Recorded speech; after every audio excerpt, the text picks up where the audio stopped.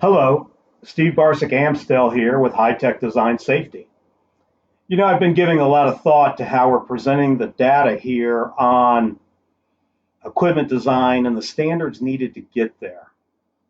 And what I've noticed is we're giving you a ton of information about the standards and all of that, and some information about how to get to your final CE mark, listing, labeling, nationally recognized test lab, and acronym after acronym, and standard number after standard number.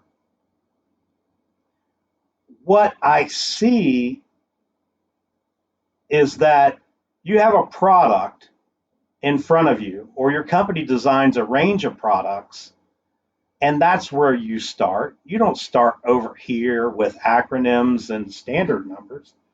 You start with your product. So we're going to shift gears on this and start with the products.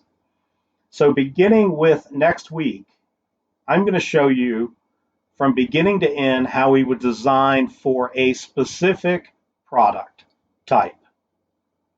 Look forward to talking to you then. Have a great day.